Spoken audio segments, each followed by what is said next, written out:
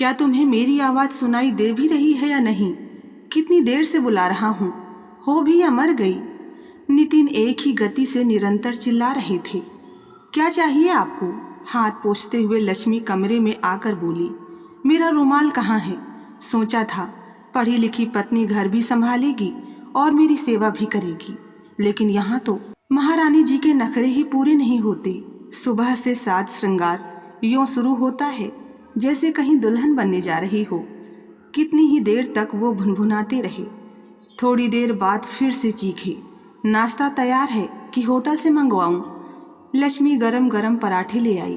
तभी ऐसा लगा जैसे कोई चीज उन्होंने दीवार पर दे मारी हो। शायद कांच की प्लेट थी। पूरी नमक की थैली उड़ेल दी है पराठे में। आदमी भूखा चला जाए तो ठूस ठूस कर खाएंगे खुद। अच्छा, सादा पराठा ले आती हूँ। लक्ष्मी की आवाज़ में कंपन था। नहीं चाहिए, कुछ नहीं चाहिए। अब शाम को मैं इस घर में आऊँगा ही नहीं।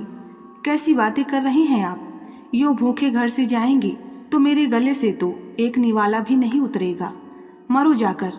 उन्होंने तमाचा लक्ष्मी के गाल पर रसीद कर दिया और घर के पीछे का दरवाज़ा खोलकर गाड़ी यूँ स्टार्ट की जैसे किसी जंग पर जाना हो। ऐसे मौके पर अक्सर वे गाड़ी तेज गति से ही चलाते थे। माँ जी सहित पूरा परिवार सिमट आया। नन्हा कबीर मेरे पल्लू से मुंह छिपाए खड़ा था। अक्सर नितिन भैया की चीखें सुनकर परिवार के सदस्य तो क्या, आस पड़ोस के लोग भी जमा हो जाते। पर क्या मजाल जो एक शब्द भी कोई कह जाए। एक बार फिर आशा भरी नज़रों से मैंने रवि की ओर देखा था। शायद कुछ कहें, पर नहीं। अपमान का घूंट पीना उन्हें भली प्रकार आता था।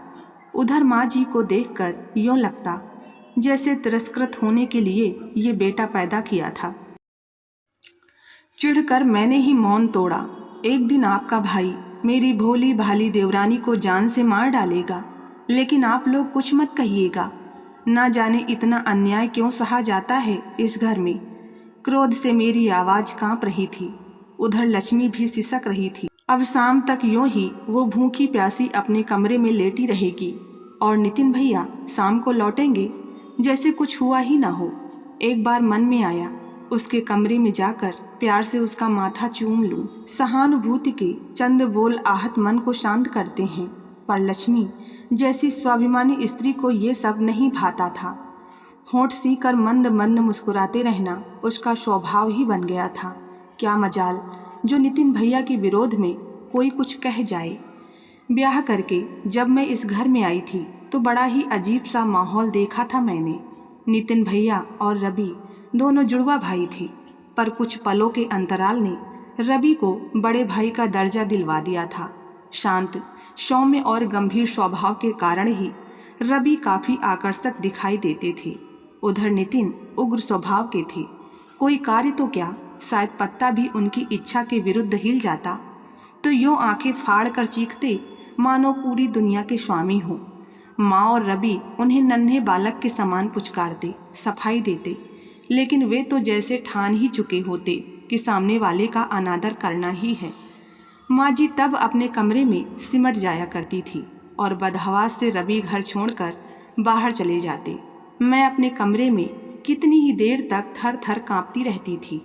उस समय क्रोध अपने पति और माँ जी पर ही आता था, जिन्होंने उन पर अंकुश नहीं रखा था। तभी तो बेलगाम घोड़े की तरह सरपट भागते जाते थे।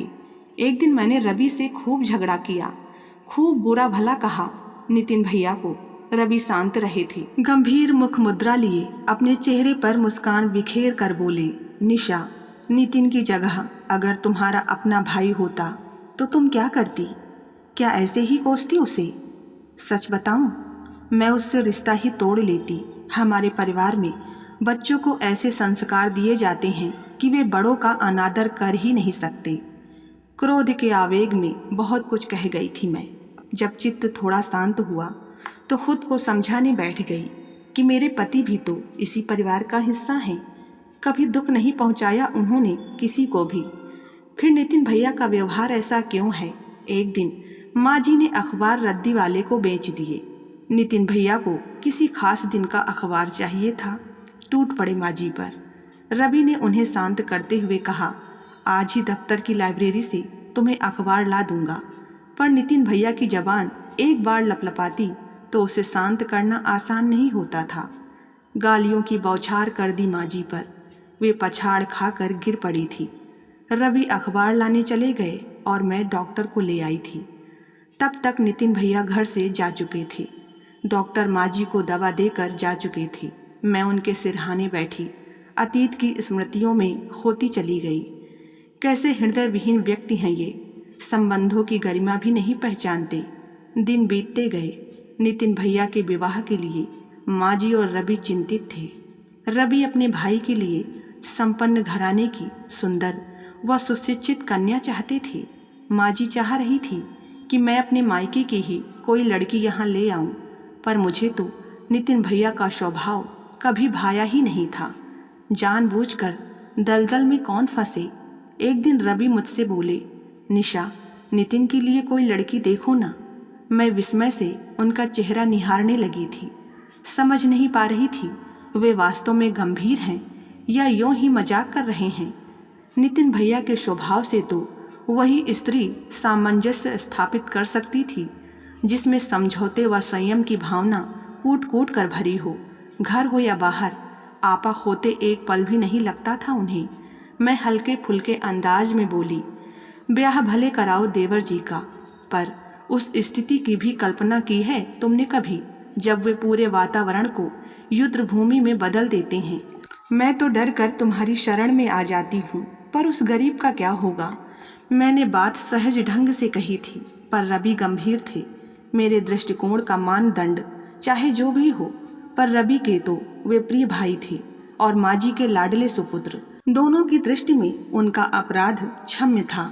वैसे लड़का सुशिक्षित हो, उच्च पद पर आसीन हो और घराना संपन्न हो तो रिश्तों की कोई कमी नहीं होती। कद काठी, रूप रंग व आकर्षक व्यक्तित्व के तो वे स्वामी थे ही।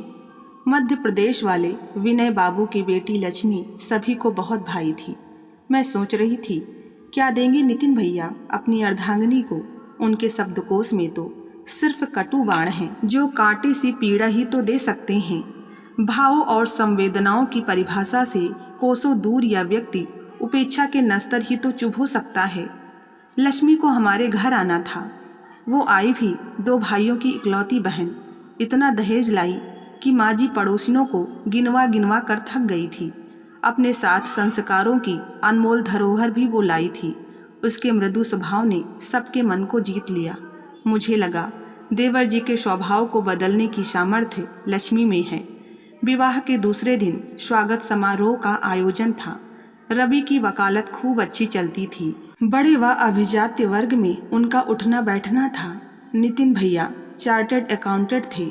निमंत्रण पत्र बांटे गए थे। ऐसा लग रहा था जैसे पूरा शहर ही सिमट आया हो। लक्ष्मी को तैयार करने के लिए ब्यूटिशियन को घर पर बुलाया गया था। लोगों का आना शुरू हो गया। उधर लक्ष्मी तैयार नहीं हो पाई थी। नितिन भैया भीतर आ गए। क्रोध के आवेग से बुरी तरह कांप रहे थे। सामने माँ जी मिल गई तो उन्हें ही धर दबोचा। कहाँ है तुम्हारी बहू? महारानी को तैयार होने में कितने घंटे लगेंगे? मैं उनका स्वभाव अच्छी तरह जानती थी। बोल पड़ी, ब्यूटिशियन अंदर है, बस 5 मिनट में आ जाएगी। पर उन्हें इतना धीरज कहाँ था। आओ देखा न ताओ, भड़ाक से कमरे का दरवाजा खोलकर अंदर पहुंच गए। शिष्टाचार का कोई नियम उन्हें छू तक नहीं पाया था। ब्यूटिशियन को संबोधित कर आंखें तरेरी, अब जूड़ा नहीं बना, चोटियाँ बन गई हो तो कोई आफत नहीं आ जाएगी। गंवारों को समय का ध्यान ही नहीं है। यहाँ अभी मेहंदी रचाई जा रही है। आलता लग रहा है, वहाँ लोग आने लगे हैं। अपमान और क्षोभ के कारण लक्ष्मी के आंसू टपक पड़े थे। वह बुरी तरह कांपने लगी। मैं भागकर रवि को बुला लाई। भाई को शांत करते हुए वे बोले, नितिन बाहर चलो, तुम्हारे यहाँ खड़े रहने से तो और देर हो जाएगी। मैं आपकी तरह नहीं जो बीबी को सिर पर चढ़ा कर रखूं। मेरे मुंह से निकला शब्द पत्थर की लकीर होता है। रवि में ना जाने कितना धीरज था जो अपने भाई का हर कटु शब्द सहन कर लेते थे। मुझे तो नितिन भैया किसी मानसिक रोगी से कम नहीं लगते थे। जैसे तैसे तैयार होकर नई बहू बैठक में पहुंच गई, लेकिन ऐसा लग रहा था मानो उसने उदासी की चादर ओढ़ी हुई हो। बाबुल का अंगना छोड़कर ससुराल में आते ही पिया ने कैसा स्वागत किया था उसका। हंसी खुशी के माहौल में सब काम सही तरीके से निपट गए। दूसरे दिन वे दोनों कश्मीर के लिए चल दिए। वहाँ जाकर लक्ष्मी ने हमें पत्र लिखा। ऐसा लगा जैसे अपने मृदु व कोमल स्वभाव से हम सबको अपना बनाना चाह रही हो। शुष्क व कठोर स्वभाव के नितिन भैया तो उसे ये औपचारिकताएं सिखाने से रहे। उन्हें तो अपनों को पराया बनाना आता था। उस दिन रविवार था। हम सब शाम को टीवी पर फिल्म देख रहे थे। दरवाजे की घंटी बजाने का अंदाज नितिन भैया का ही था। द्वार पर सचमुच लक्ष्मी और नितिन भैया ही थे। लक्ष्मी हमारे बीच आकर बैठ गई, हंसती रही, बताती रही। नितिन भैया अपने परिजनों स्वजनों से सदैव दूर ही छिटके रहते थे। मैं बार बार लक्ष्मी की उदास सूनी आंखों में कुछ ढूंढने का प्रयास कर रही थी। बात करते करते अक्सर वो चुप हो जाया करती थी। कभी हंसती, कभी सहम जाती, ना जाने किस परेशानी में थी। मुझे कुछ भी कुरेदना अच्छा नहीं लगा था। दूसरे दिन से लक्ष्मी ने घर के कामकाज का उत्तरदायित्व अपने ऊपर ले लिया था। मेरे हर काम में हाथ बटाती। माँ जी की सेवा में आनंद मिलता था उसे। नितिन भैया के मुख से बात निकलती भी ना थी कि लक्ष्मी फौरन हर काम कर देती।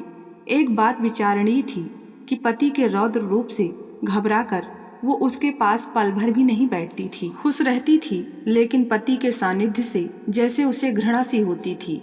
कई बार जब पति का तटस्थ व्यवहार देखती तो उन्हें खींचकर सबके बीच लाना चाहती, लेकिन वे थे कि नए परिवेश में खुद को ढालने में असमर्थ ही रहते थे। सुसंस्कृत व प्रतिष्ठित परिवार में पली बढ़ी औरत इस धुरी विहीन, संस्कार विहीन पुरुष के साथ कैसे रह सकती है? मैं कई बार सोचती, इस कापुरुष से उसे घृणा नहीं होती होगी। वैसे उन्हें कापुरुष कहना भी गलत नहीं था। कोई सुखद अनुभूति हुई तो जी जान से कुर्बान हो गए, मगर दूसरी ओर से थोड़ी लापरवाही हुई या जरा सी भावनात्मक ठेस पहुंची तो मुंह मोड़ लिया। एक बार रवि दौरे पर गए हुए थे। मैं अपने कमरे में कपड़े संभाल रही थी कि देवर जी की बड़बड़ाहट शुरू हो गई। कुछ ही देर में चिंगारी ने विस्फोट का रूप ले लिया। उनके रजिस्टर पर मेरा बेटा आड़ी तिरछी रेखाएं खींच आया था। हर समय चाची के कमरे में बैठा रहता था। लक्ष्मी को भी तो उसके बिना चैन नहीं था। बेवकूफ़ ने मेरा रजिस्टर बर्बाद कर दिया, गधा कहीं का। अपने कमरे में मरता भी तो नहीं। नितिन भैया चीखे थे। लक्ष्मी ने एक शब्द भी नहीं कहा था। क्रोध में व्यक्ति शायद विरोध की प्रतीक्षा करता है, तभी तो वार्तालाप खींचता है। आग बबूला होकर नितिन पलंग पर पसर गए। अचानक पलंग से उठे तो उन्हें चप्पलें नहीं मिली। पोछा लगाते समय कमली ने शायद पलंग के नीचे खिसका दी थी। अब कमली तो मिली नहीं, सो उन्होंने थप्पड़ मार दिया मेरे बेटे को। लक्ष्मी ने उसके चारों तरफ कवच सा बना डाला, पर वे तो लक्ष्मी को ही पीटने पर तुले थे। मैं भागकर अपने बेटे को ले आई थी। गाल सहलाती जा रही और सोचती भी जा रही थी कि क्या कबीर का अपराध अक्षम्य था। किसी को भी मैंने कुछ नहीं कहा, चुपचाप अपने कमरे में बैठी रही। पति को शांत कर कुछ समय बाद लक्ष्मी मेरे कमरे में आकर मुझसे क्षमा याचना करने लगी। मैं बुरी तरह उत्तेजित हो उठी। अपने आप को पूर्ण रूप से नियंत्रित करने का प्रयास किया, लेकिन असफल ही रही। बोली, देखूंगी जब अपने बेटे से ऐसा ही व्यवहार करेंगे। लक्ष्मी दया का पात्र बनकर रह गई। बेचारी और क्या करती। हमेशा की तरह उसे बैठने तक को नहीं कहा था मैंने। शाम को अपनी गलती पर पर्दा डालने के लिए नितिन भैया खिलौना बंदूक ले आए थे। कबीर तो सामान्य हो गया। अपमान की भाषा वो कहाँ पहचानता था, लेकिन मेरा आहत स्वाभिमान मुझे प्रेरित कर रहा था कि यह बंदूक उस क्रोधी के सामने फेंक दूं और कबीर को उसकी गोद से छीनकर अपने अहम की तुष्टि कर लूं।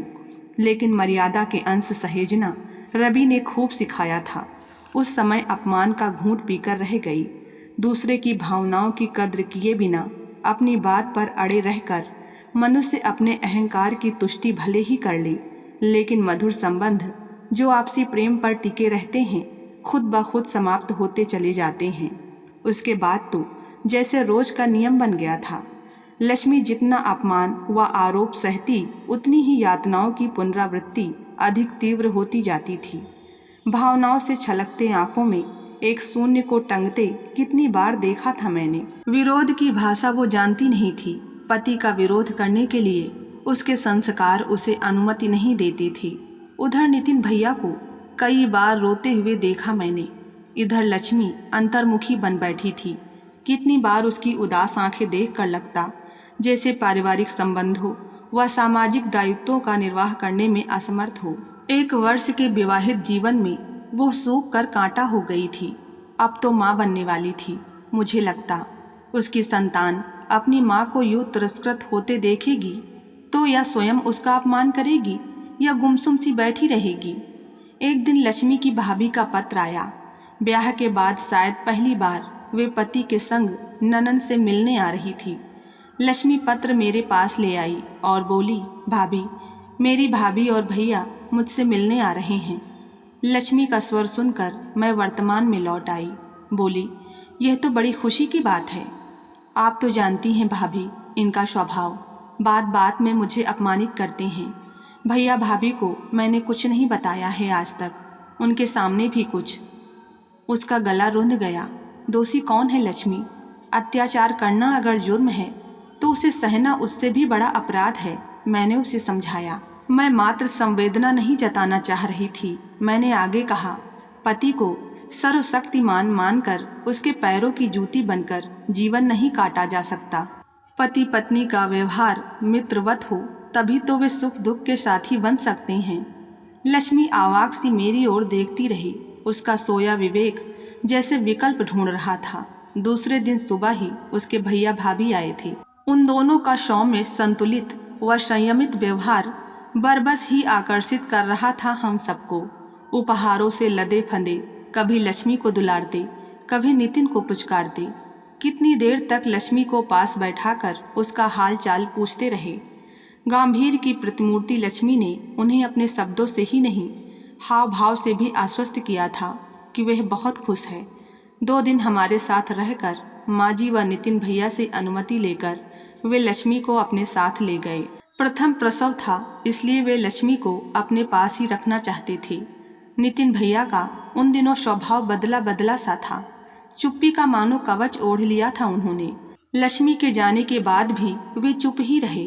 प्रसव का समय नज़दीक आता जा रहा था। हम सब लक्ष्मी के लिए चिंतित थे। यदा कदा उसके भाई का फोन आता रहता था। नितिन भैया वह हम सब से यही कहते कि उस समय वहाँ हमारा रहना बहुत ही जरूरी है। डॉक्टर ने उसकी दशा चिंताजनक बताई थी। ऐसा लगता था जैसे नितिन लक्ष्मी से 2 बोल बोलना चाहते थे। उन जैसे आत्मकेंद्रित व्यक्ति के मन में पत्नी के लिए थोड़ा बहुत स्नेह विरह के कारण जागृत हुआ था या अपने ही व्यवहार से क्षुब्ध होकर वे पश्चाताप की अग्नि में जल रहे थे। इस बारे में मैं कुछ समझ नहीं पाई थी। नितिन के साथ मैं व कबीर लक्ष्मी के मायके पहुँचे थे। माँ तो लक्ष्मी की बचपन में ही चल बसी थी। भैया भाभी उसकी यूँ सेवा कर रहे थे जैसे कोई नाजुक फूल हो। आवाक से नितिन भैया कभी पत्नी को देखते तो कभी साले व सलहज को। ऐसा स्नेह उन्होंने कभी देखा ही नहीं था। पिछले वर्ष जब लक्ष्मी को पेट दर्द हुआ था तो दवा लाना तो दूर, वे अपने दफ्तर जाकर बैठ गए थे। यहाँ कभी लक्ष्मी को फल काट कर खिलाते तो कभी दवा पिलाने की चेष्टा करते। लक्ष्मी स्वयं उनके अप्रत्याशित व्यवहार से अचंभित सी थी। 2 दिन तक प्रसव पीड़ा से छटपटाने के बाद लक्ष्मी ने बिटिया को जन्म दिया था। लक्ष्मी के भैया भाभी उस गुड़िया को हर समय संभालते रहते।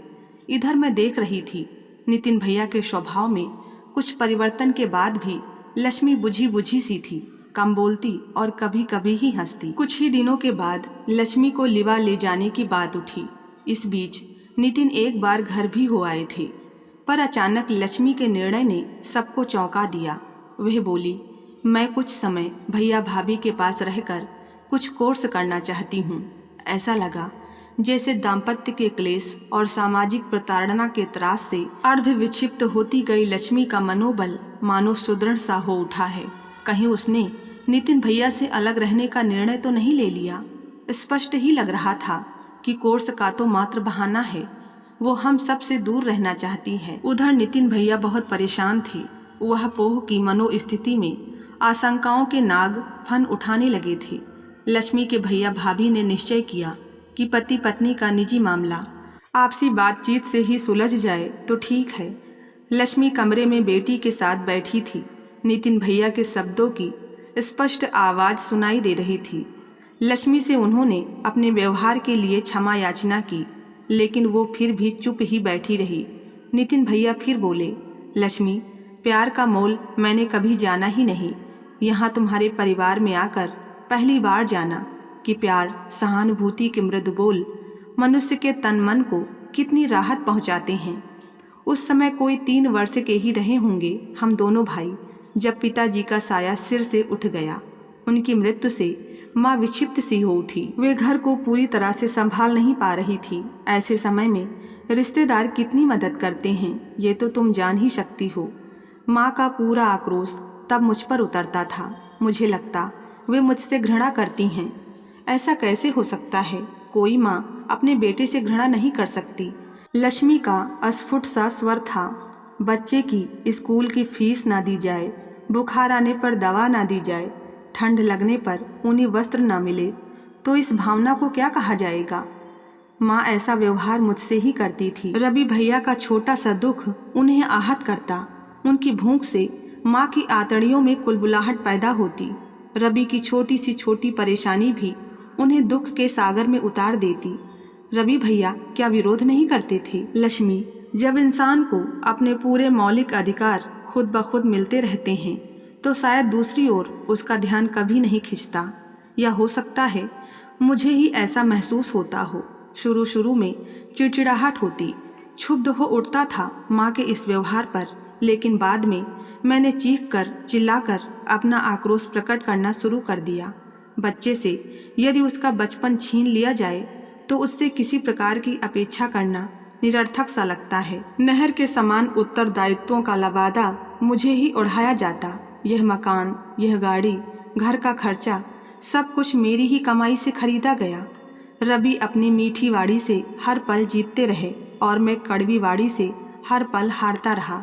धीरे धीरे मुझे दूसरों को नीचा दिखाने में आनंद आने लगा। बीमार व्यक्ति को दुत्कारने में सुख की अनुभूति होती। कई बार तुम्हें प्यार करना चाहा भी तो मेरा अहम मेरे आगे आ जाता था। जिस भावना को कभी महसूस नहीं किया उसे बांट कैसे सकता था? अपनी बच्ची को मैं खूब प्यार दूंगा, विश्वास दूंगा, ताकि वो समाज में अच्छा जीवन बिता सके। उसे भ्रष्ट वातावरण से हमेशा दूर रखूंगा। अब घर चलो लक्ष्मी। नितिन फूट फूट कर रोने लगे थे। लक्ष्मी अब कुछ सहज हो उठी थी।